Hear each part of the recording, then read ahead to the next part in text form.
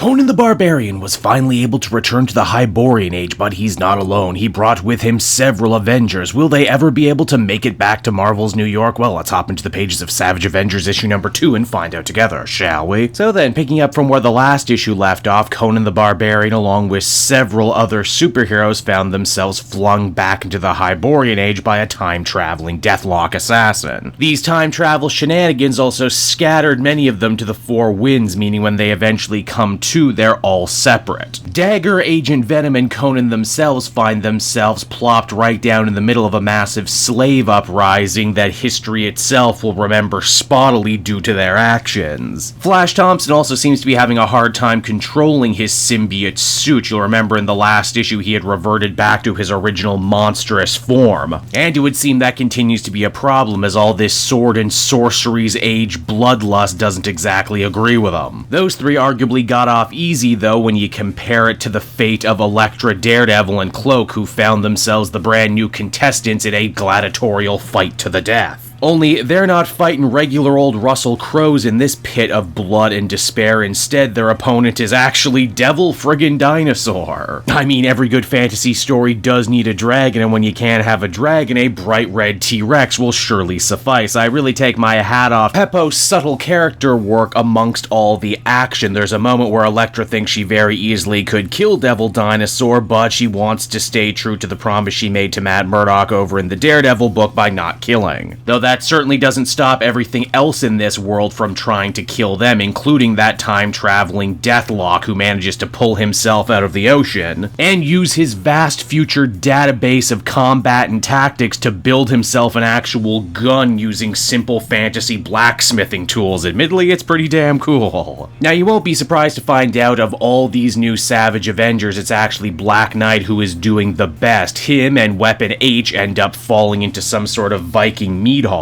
where an oh-so-classic Dungeons & Dragons style bar brawl ensues. Weapon H actually can't quite get control of his gamma powers in this dimension. The frequency seems to be all off. And when Clayton actually does manage to figure it out, he doesn't turn into his regular gray-skinned Weapon H Hulk. Instead, he becomes a red-clad Harpy Hulk. Which, you know, given what we know about Bruce Banner, the Green Door, and the general unpredictedness of gamma radiation, this certainly tracks. Now again, I made a Dungeons & Dragons joke before, but I really mean it because all these different stories and all these different characters eventually end up crossing over when they all get themselves thrown in jail. It's a pretty sad moment for everyone involved. They really are at their absolute lowest, far from home, embarrassed, though they do manage to work in a pretty great joke wherein Dagger is horrified thinking that Flash Thompson had his legs cut off, only for Agent Venom to have to reveal, yeah, I was like that before I got here. Now, how exactly does our ragtag motley crew of heroes and time travelers ever hope to escape? Are they going to pick a lock? Are they going to do a sexy dance? No, they don't have to do any of that because Deathlok ends up finding them. Wow, you know, you really gotta appreciate all this sword and sorcery fantasy right next to the colorful superheroics and essentially the science fiction plot from the Terminator. This is a delicious genre stew we got bubbling here. Now, it took the Savage Avengers everything in their power to try and stop this Deathlok the last time they fought, and similarly, this thing is able to give them a run for their money. It may be powered by gamma batteries, but in a pinch, Black Knight's shield is actually able to swoop on in and make the save. Also, despite Conan talking endless shit to Dagger about how the love of her life, Cloak, is useless and dead weight in this world, he actually ends up being the real MVP of the battle by using his powers to summon back Devil Dinosaur to make a distraction big and loud enough for all of them to escape in a nearby boat. Elektra also goes out of her way to show that she really is the heart and soul of this team. It seems that before things got really bad, she was actually able to swipe Conan's trademark sword, returning it to him. Why, she even has a plan too on how she thinks they're all going to be able to get back home, but they better hurry too because darker, more deadly forces are already amassing in this time. You see, according to the cult of Set, Conan returning now the way he is actually part of some big prophecy. They believe the time of their god is upon them, and as the harbinger of that brand new era, they use their dark magic to resurrect Thulsa Doom.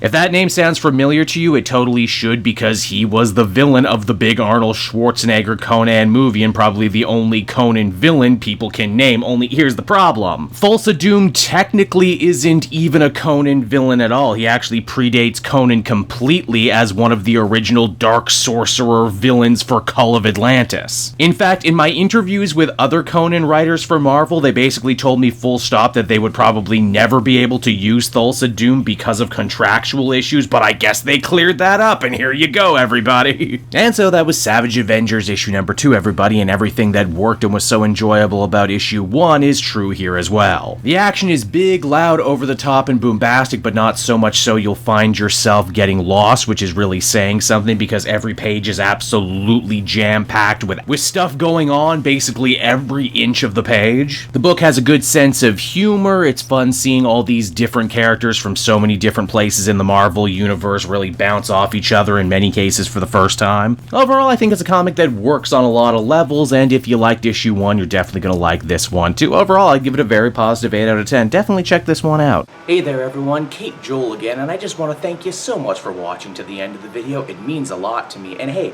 if you enjoyed the book I covered in this issue and want some comics of your own, might I recommend Book Depository? It's my #1 place for shopping for comic book trades. You get a great price, and if you use my link down in the description, you'll actually be helping me out at the same time. You get something, I get something, everybody wins, right? So until next time everyone, I've been Joel, and I will see you in the next video. Bye-bye.